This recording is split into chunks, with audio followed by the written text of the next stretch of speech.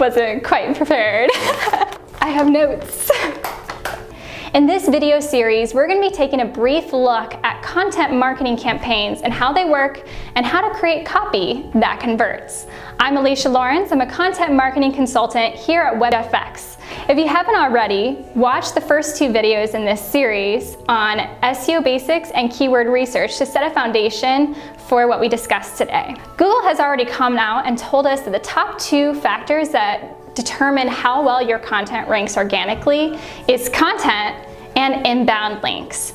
So content marketing really pulls those two together to create the perfect storm to help you rank organically and to help get that traffic to eventually convert. The way I like to look at content marketing is a web. So you have your main keyword here where you can decide this is what we're going to focus our web. It could be around a service, such as if you're a gardening client, it might be about common tomato plant problems. It might not even have your specific product or service suggested in that keyword. We're really just looking for issues that people communicate.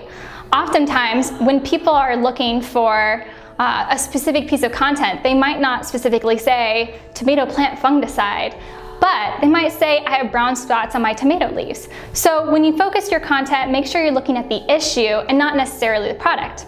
You have sales pages already to help address specific product needs. Your content marketing on your blog especially should be focused around your consumers' problem and the issue that they might be facing. So when you have your keyword, you want to build it out into a web. So the more pages you have, the more traffic you can actually capture in that web. So besides tomato plant problems, you might have another article about how to start your tomato plants, or maybe have an article about other fungicides or diseases that are common to plants in general. All these can loop and funnel into the sales page for, say, a garden fungicide.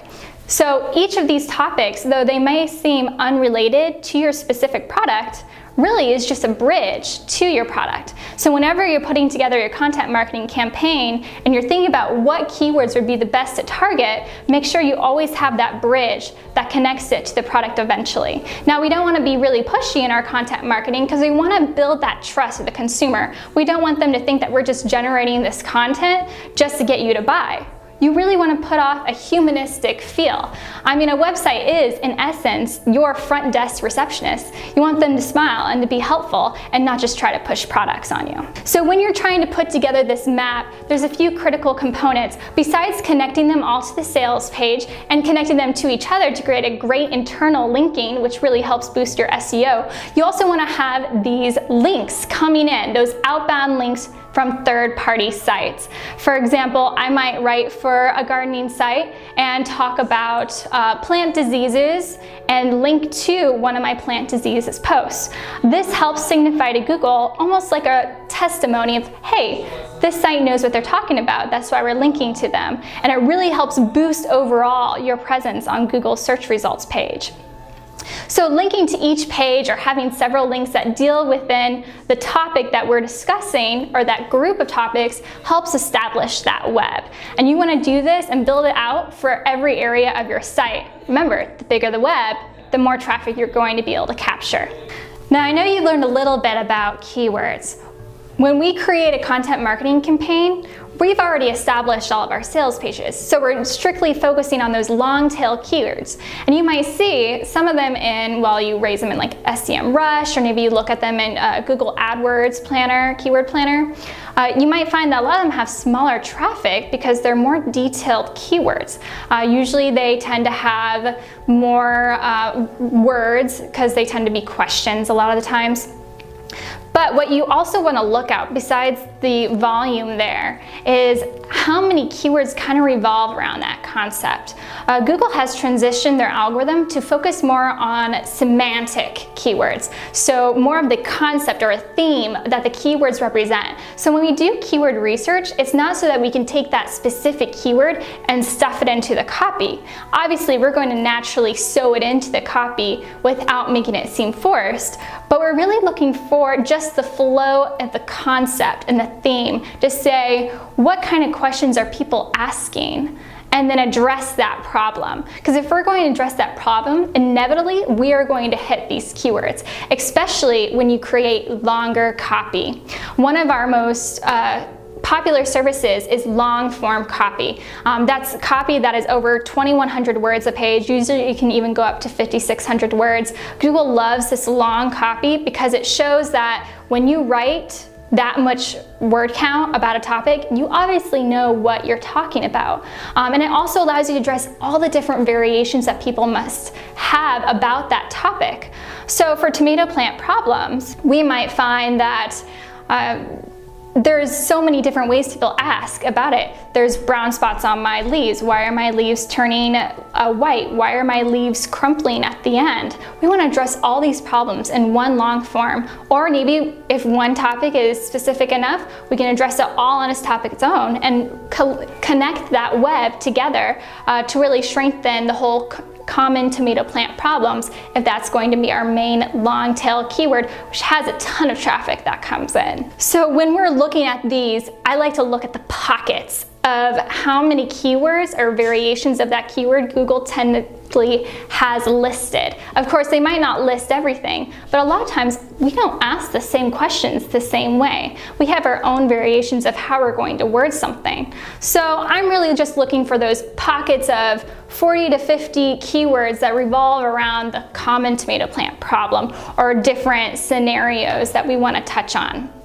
So when we start to put together our plan of what this web is going to look like, we really want to make sure that we have a good cohesive idea of everything we want to create within a quarter, maybe a half year, even a year down the road, what all content we're going to create. So we're going to put it all together in an editorial calendar, which if you don't have a template yet for editorial calendar, you can download one that we offer here for free to you guys from WebPageFX. And then in there, you can customize that template to fit your needs. I usually like to add a few columns for content scoring. And that's what we're going to cover next, is content scoring. So once I know what the type of topics I want to cover regarding a specific product, I break it out by product, making sure I have content that kind of touches all the different products and all the different basic needs that I see coming in.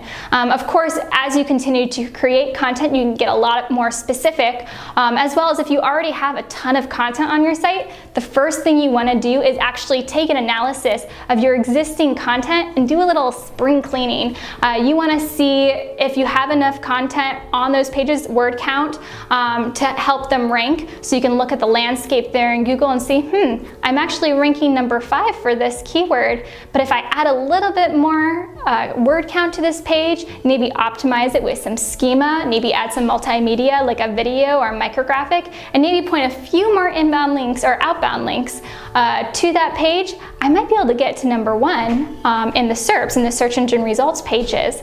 And that difference, just going up to the first or second spot on Google search engine results pages, can have such an amazing amount of traffic difference between the rest of the listings. So I would definitely say approach those pieces first before you start building out any new content on your site. A great tool to use to find those low-hanging fruit is Webmaster's Tools. You can go in there and see right away how many impressions you're getting, what's the click-through rate, what pages are currently ranking for those types of queries. So go in there now, look at it, see where you might be able to hit some of those low-hanging fruits and boost up those pages.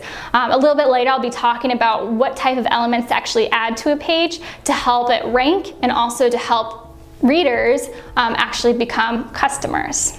Also on your editorial calendar, when you score your content, a lot of people like to do this differently. I add a few things. One, I add what the traffic volume is going to be monthly. Usually you can grab this from either SEMrush or the Google Keyword Planner. Another thing I like to put in is the competition. Sometimes I just like to see what others are ranking for in terms of AdWords. So yes, that's not organic, that's paid, even though we're trying to reach these organically in the search results pages, but they usually have some type of connection on how difficult it will be to actually rank for those terms when seeing it from the AdWords perspective. The other reason why I like to do that is because when I'm reporting, I like to see the ROI value of actually getting these keywords, getting our content to rank organically versus what they would end up paying if we just did paid search for these terms. And of course, one of the last things I like to look at as well is the landscape in Google. So if you look up the query in Google and see where exactly other pieces of content are ranking, or where your existing page ranks, if this is just adding copy to an existing page, you might find that the first two spaces or listings are multimedia, like a video. Maybe you find that Google pulls out a chart into their rich snippets area where they have like the answer boxes. So maybe you want to make sure that when you're addressing this question, this long tail keyword, that you answer it right away and really cohesively, so that maybe you could bump them out of that answer box and you get that answer box, which is a really easy way to make sure you get a lot of traffic in the search results, even if you don't rank #1 organically. You also want to click on them, see how long their word count is, what are some alt tags, even look at the comments. I found that those posts with a lot of comments at the end tend to also count that as towards their word count, and they'll actually rank higher in the search results because of them. You can also do a detailed analysis to see how many keywords they've kind of put in there, how much they talk about that subject, if it's within a broader guide.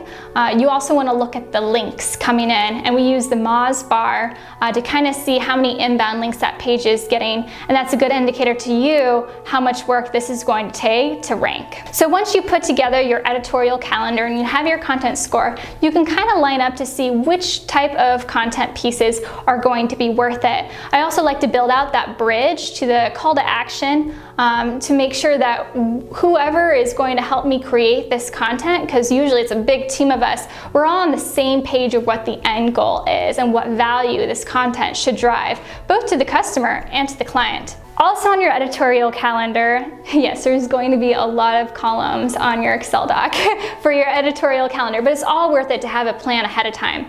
But one thing I also like to put on is if you have a really specific header or topic, how you want to word it. That way, while you're doing the keyword research, you can make sure you tie that keyword into the headline itself while still making it worth piquing people's interest to click through. But you always want to make sure when you're creating those headlines that they clearly communicate what the reader is going to find when they click through this copy. Now we're going to move into the content and copywriting creation aspect of your content marketing campaign. First off, copy helps establish you or your company, your brand with leadership, with thought leadership in the industry online, and help build loyalty with those customers.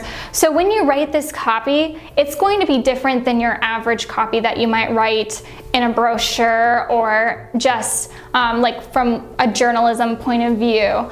You want it to be personable. You want it to be humanistic. So besides the humanistic tone that we're going to approach overall with writing, there's a few technical aspects I want to cover. Mostly when copy is being written for the web, we like to use shorter paragraphs. People like to scan a lot, so that's why you'll see what we call H2s or subheads that also are used in Google's algorithm factor to kind of pinpoint what you're discussing as well. And throughout all this, remember that you want to interlink to other helpful content on your site, and you want to make sure also that with these short paragraphs, that you're really guiding the reader and the flow is still super consistent throughout, and that the ideas are still grouped together to where they should be in the content. Besides the H2s, there are a few other technical elements as well that you want to make sure that you optimize. The first one is the alt tag. That's the text behind an image that Google sees. Besides the alt tags, you also want to make sure you have a meta description that's optimized.